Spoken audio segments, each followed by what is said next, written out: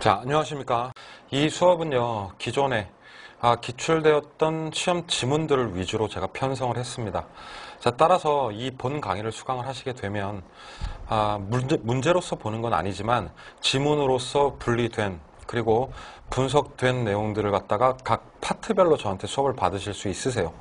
쉽게 말씀드리면 뭐 17회다 18회다 문제를 하나하나 풀어보는 개념보다는요, 17회 18회 중에서도 수요 공급 파트, 투자론 파트, 시장론 파트 이렇게 파트별로 나눠서 제가 그동안 쭉 출제되었던 문제들, 가급적이면 많은 분량의 기출지문들을 한 번에 쭉 다뤄드릴 예정입니다.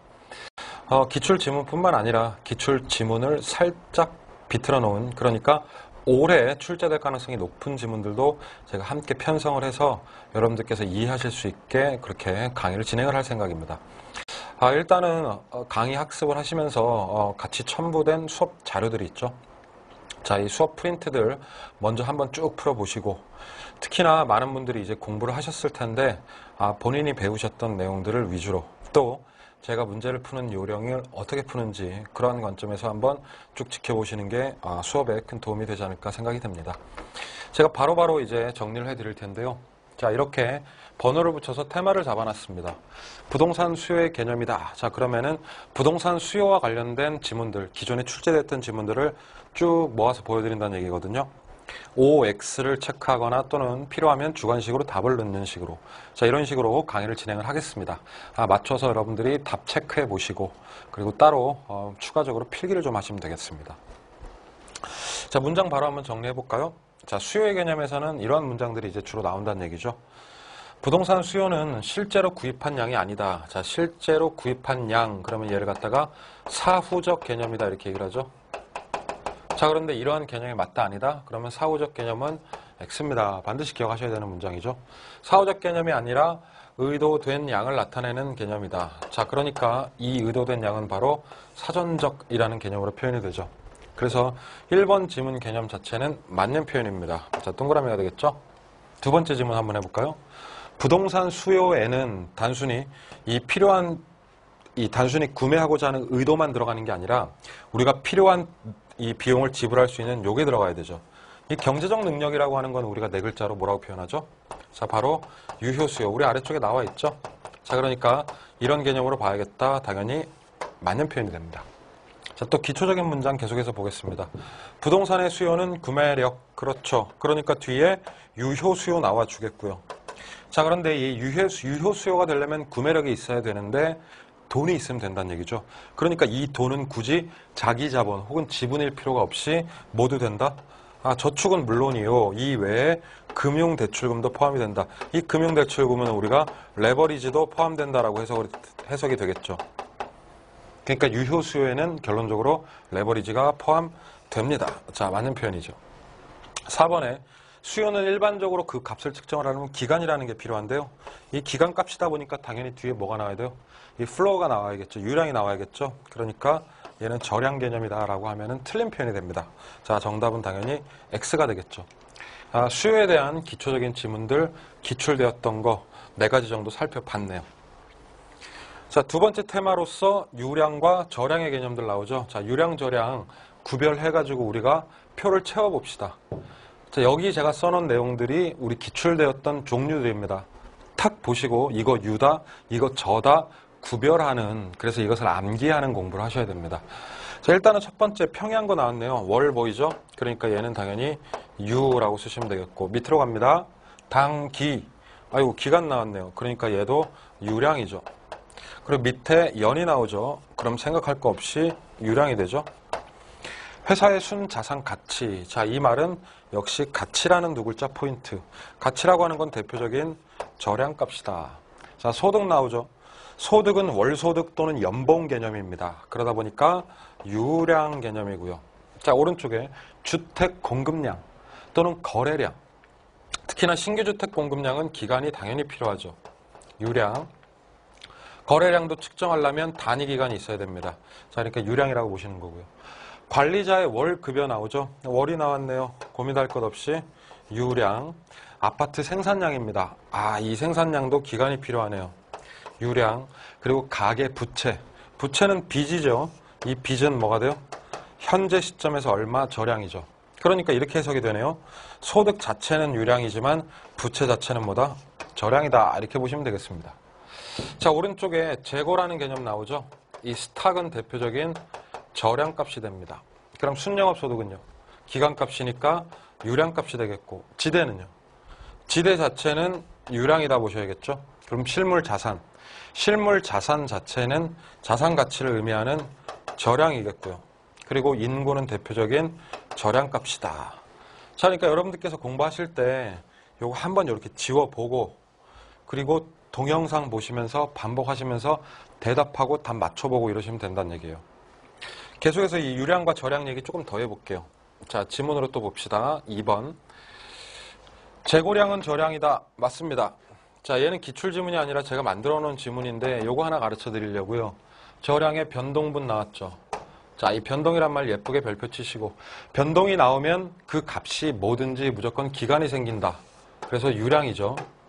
자, 그러니까 인구는 저량인데 인구에 변동분 붙으면 무조건 뭐가 된다? 자, 유량된다 기억합니다. 그래서 맞는 표현이죠. 3번에 투자회사의 순자산 가치. 자, 시험에 나온 말이죠. 가치 저량이죠. 얘 저라고 한번 써볼까요?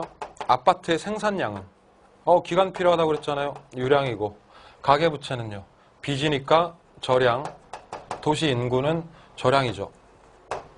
딴 거 다 저량인데 생산량 때문에 얘를 갖다 저량의 개념이다 하시면 안 되겠죠. 그러니까 요거 X가 되겠네요. 4번에 공급 자체는 두 글자 핵심이죠. 단기적으로 제한이 된다. 그리고 부동산 자체는 워낙에 내구성이 강한다. 자, 무슨 얘기하고 싶은 거예요 지금? 그러니까 공급 자체는 유량뿐만 아니라 중고주택, 그쵸? 따라서 어떤 분석이 필요하다? 저량이 모두 중요하다. 단기, 내구성, 저량, 중고공급. 요게 한 세트죠. 그래서 맞는 표현 됩니다. 5번에 수요 및 공급은 일정 기간 나오네요. 똑같은 말 나옵니다. 시험에. 그래서 부동산 양을 나타내는 스톡이라고 하면 안 되죠. 자, 뭐라고 합니까? 영어로 플로우의 개념이다. 그러니까 유량의 개념이죠. 그래서 이 문장 자체는 틀린 문장이 되겠습니다. 6번에 일정 시점 앞에서 깔아놨죠. 시점 나오면 저량이네요. 그러니까 플로우 틀리고 바로 여기 있는 것 갖다 써야겠다. 그렇죠? 그래서 스톡 개념이다. 이렇게 보시면 되겠습니다. 그럼 얘도 틀린 문장이 되죠. 그러니까 유량, 저량 일반적으로 정의 낼 때는 기간값 플로우 유량, 그리고 시점값 스톡 저량. 요거 기본 틀이죠. 그렇게 기억을 하셔야겠습니다. 자, 문장 계속해서 조금 응용된 스타일, 우리 22회 때 스타일을 한번 볼까요? 최근 시험에서 나왔던 얘기들인데요. 일단은 지난 1년 동안, 자, 지난 1년을 딱 찍어 놓는 거죠. 1년 보이시니까 무슨 양이요? 유량이죠. 시장에 뭐 됐다? 공급 찍어 놓고, 그러니까 공급이죠. 오케이, 판정됐네요. 그럼 유량 공급이 몇만 채요? 100만이다. 그러면 주택 유량의 공급량이 100만 채이다. 그러면 정확하죠. 자, 일단 기초 문장 알아두셔야 되고, 8번에 경기도에 지난 한 해, 이거 똑같은 말 나오네요. 지난 1년, 그러니까 이거 유량 찍어 놓으시고, 주택이 총 몇만 채냐면 10만 일단 동그라미, 그리고 유량의 뭡니까? 공급 나오네요. 그럼 유량 공급이 10만 채다. 바로 해석이 되죠. 이 중에 7만 채가 분양 계약이 체결됐대요. 7만 채가 분양 계약이 체결됐다. 이게 무슨 말일까요? 이거 해석을 하셔야 돼요. 7만 채가 팔렸다. 이렇게 해석하시면 되죠. 그러니까 얘는 수요량이다. 그러니까 지난 1년간 체결이 됐으니까 유량의 수요량 자체는 7만 채. 맞죠? 그래서 이거는 맞는 표현입니다. 자, 9번에 한 해, 현재, 한 해가 아니라 현재 나왔죠. 자, 시험에서 이렇게 현재 준다는 거는 이거 뭐 한다? 이거 저량 얘기하려고 준비하는 거다. 그쵸? 그래서 이 저량 값이고요. 이 현재 총 1,500만 호채의 주택이 뭐 하고 있다? 존재합니다. 이 존재하는 거는 뭘 주는 거예요? 공급량이죠. 그러니까 저량의 공급량이 총 100만 채. 그쵸? 100만 채가 아니라 죄송합니다. 1,500만 채가 되죠. 그쵸? 저량 공급. 그리고 이 중에 100만이 중요한 표현 나옵니다. 공가래요. 공가라고 하는 거는 비어있다는 얘기고 점유되지 않고 있다. 수요되지 않고 있다는 얘기죠. 그러면 100만 채 뺀 몇 채? 1,400만 채가 현재 수요되고 있잖아요. 현재 수요. 그러니까 현재 주택 저량은 맞는데 공급이 아니라 수요되고 있는 게 1,400만이다 이렇게 되죠. 그러니까 얘는 당연히 틀린 표현이 되겠습니다. 저량의 수요량이라고 바뀌어야 돼요. 자, 그래서 이 유량과 저량의 기본 문장들 그리고 문장 응용하는 연습까지 했습니다. 자, 세 번째 문장 보니까 수요 곡선과 수요 법칙 기초적인 얘기 나오네요. 그렇습니다. 기초적인 게 시험에 나와요. 자, 한번 볼까요? 수요 곡선이라고 하는 거는 단위당 가격과 그리고 누구와의 관계? 수요량과의 관계다. 기초 지문이지만 이미 기출이 됐던 문장이에요. 맞는 말이죠? 이번에 아파트의 가격이 상승하면, 자, 가격이 상승하면 당연히 수요량은 감소, 가격이 하락하면 수요량은 증가. 기본적인 수요 법칙, 맞는 말입니다. 3번에 수요 법칙은 가격과 수요량의 관계인데, 정비례가 아니죠. 자, 무슨 비례요? 반비례 관계다. 그래서 X입니다. 반비례라고 하는 거는 수요 곡선의 기울기가 음의 기울기라는 의미가 되죠.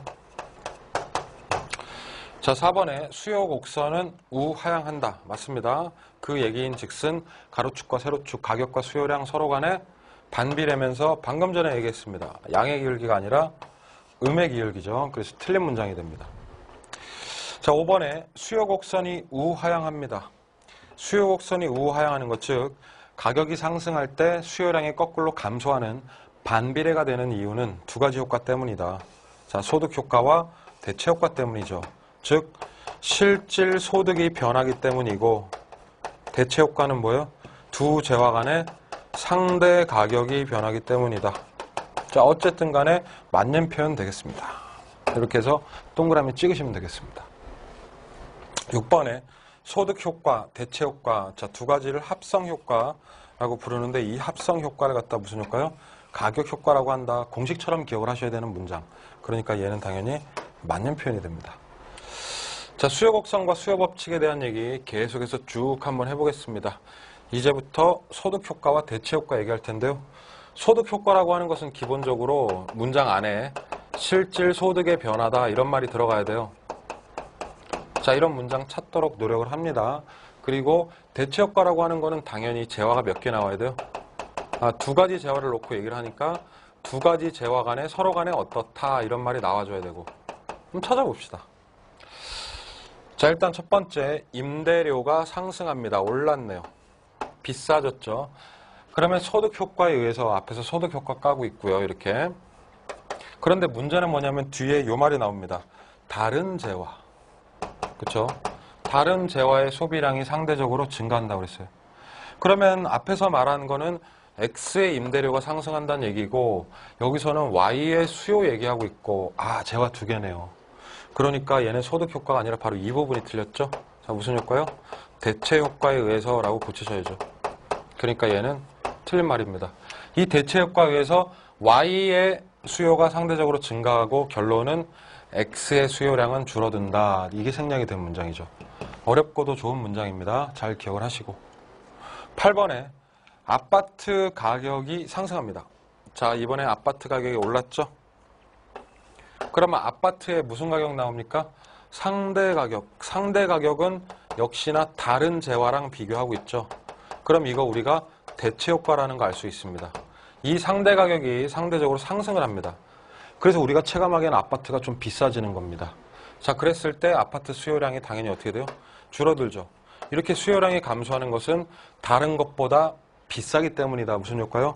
자, 이번에는 대체 효과 맞네요. 그러니까 얘는 맞는 표현이 됩니다. 어려워요. 문장 분석 정확히 하셔야 됩니다. 9번에 주택 임대료 나옵니다. 또 주택 임대료가 똑같네요. 패턴은 상승한다. 자, 그러면 다른 재화 또 나오죠. 앞에 이 다른 재화 나왔으니까 이거 무슨 효과겠어요?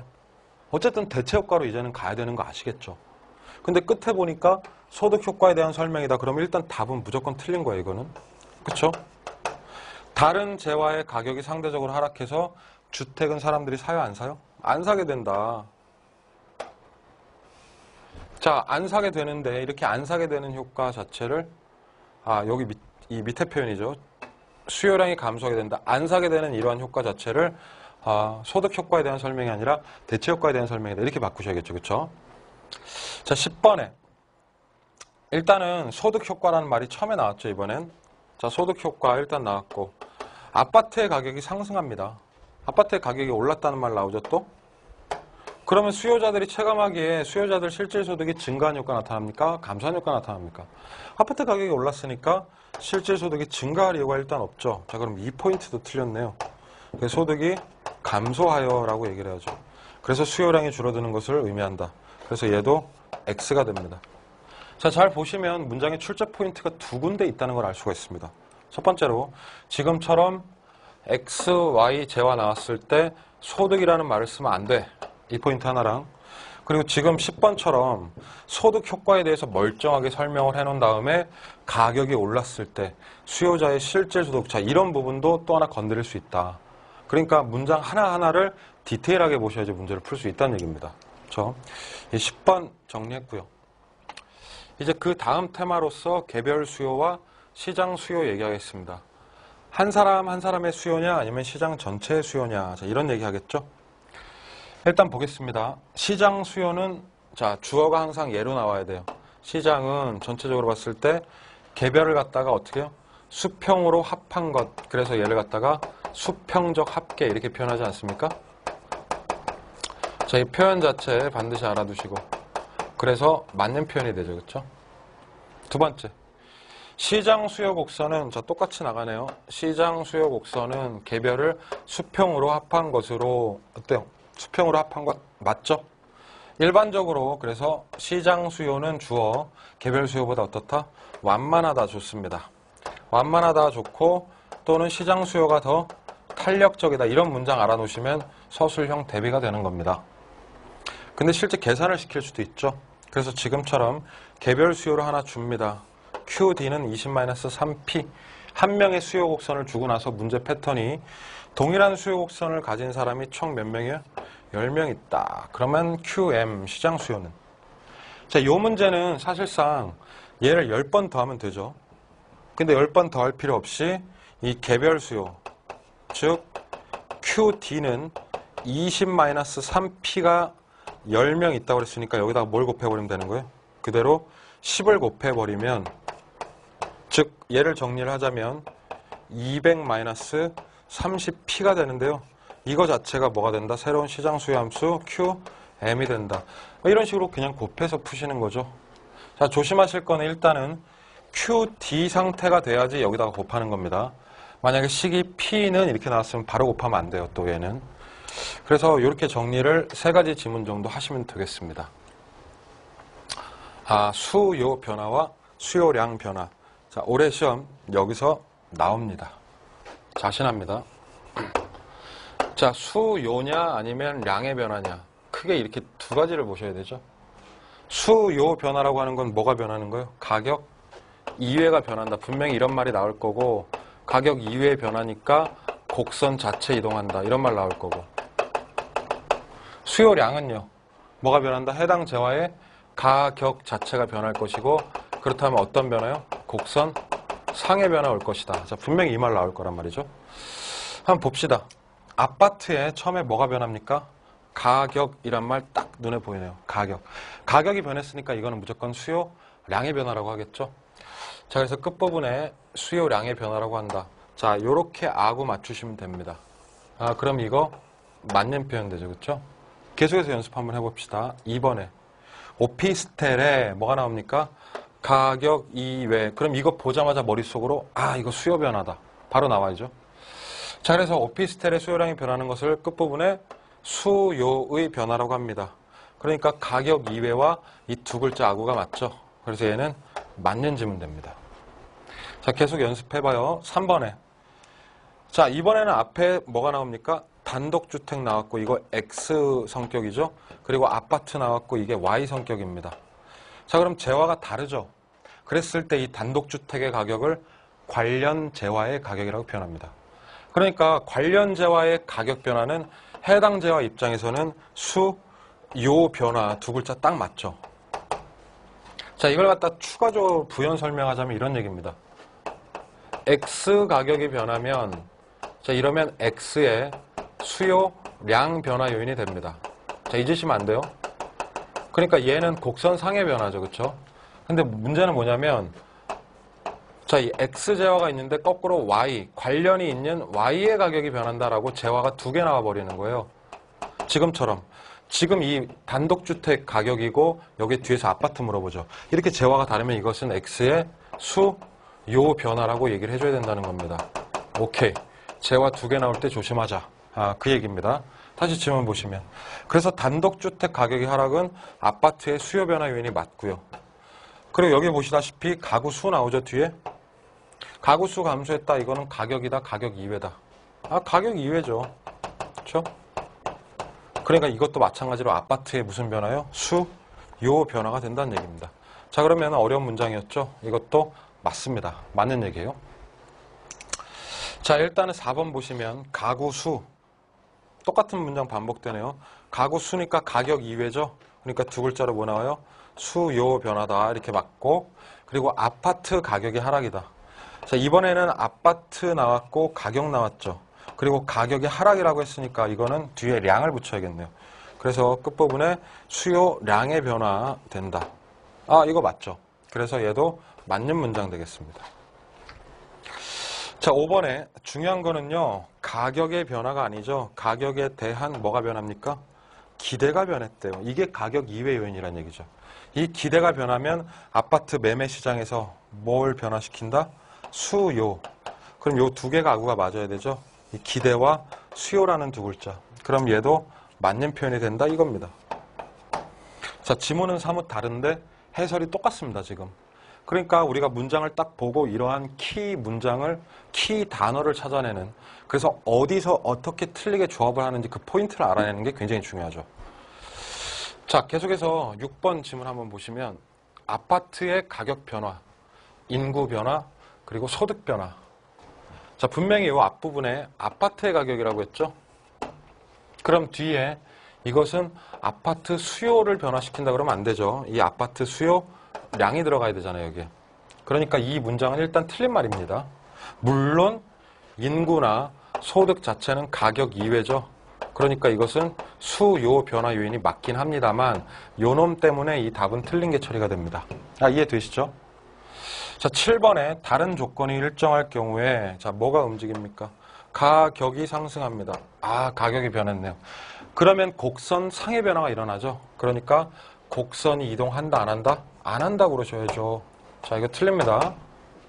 자, 8번에 인구의 감소 나왔습니다. 자, 일단은 가격 이외이기 때문에 이것도 수요다. 답이 나와 있어야 돼요, 머릿속에. 그리고 보시다시피 딱 여기서 박자 정확히 곡선 자체가 이동한다. 두둥 나옵니다. 그럼 이거 수요라고 탁 나와야죠. 자, 이게 맞는 얘기고 아마 올해도 이런 패턴으로 조금 출제되지 않을까. 자, 8번 개인적으로 중요하다고 봅니다. 9번에 대체재와 보완재의 가격입니다. 대체재든 보완재든 내 입장에선 나의 가격이 아니라 나랑 관련이 있는 놈의 가격입니다. 그러니까 이 두 가지의 가격은 우리가 관련 재화의 가격이다 이렇게 표현하면 되겠죠. 해당 재화가 아니라 관련 재화의 가격은 보세요. 해당하는 재화의 수요 변화 요인이 되죠. 그러니까 곡선 자체를 이동시킵니다. 맞는 표현이고 어려운 표현이에요. 9번 연습 잘 해놓으시고 10번에 자, 이번에는 앞에서 곡선이 이동한대요. 자, 딱 까놨네요, 앞에. 그럼 이거는 무조건 결론을 뭐라고 해요? 수요의 변화다. 그렇죠? 그랬을 때 여기 뒤에 량이 붙으면 안 됩니다. 이를 부동산 수요의 변화라고 합니다. 그러니까 얘는 틀린 문장 됐습니다. 자, 11번에 아파트의 가격 이외입니다. 다른 요인으로 인해서 즉 인구, 소득 다 뭐예요? 수요 변화 요인이죠. 자, 이럴 때 이 수요 변화 요인이니까 수요 곡선상에서 이런 말이 나오면 안 되죠. 수요 곡선상에서 점이 이동하는 게 아니라 수요 곡선 자체가 이동한다라고 표현을 해야죠. 그러니까 얘도 틀린 문장이 됩니다. 자, 12번 오피스텔의 가격이 상승합니다. 앞에 오피스텔 나왔죠? 그리고 이놈의 가격 나왔네요. 근데 뒤에 오피스텔을 또 물어보죠. 그럼 해당 재화의 가격이 변했다. 이것은 수요량의 변화죠. 수요량이 변하기 때문에 곡선상의 변화 맞죠? 또는 곡선 자체가 이동하지 않는다. 이렇게 표현해도 좋고 그러니까 이 말은 맞는 표현이 되겠습니다. 자, 12개의 문장 자신 있게 해결하실 수 있나요? 자, 굉장히 자신 있게 해결하기에는 내용이 좀 어렵죠. 하지만 저는 같은 논점과 같은 표현을 찝어내면서 답을 골라왔습니다. 시험에 반드시 출제됩니다. 그러니까 이러한 표현들 익숙해지시기 바랍니다. 그래서 12개의 문장 정리를 해봤고요. 하나 더 추가적으로 보실까요?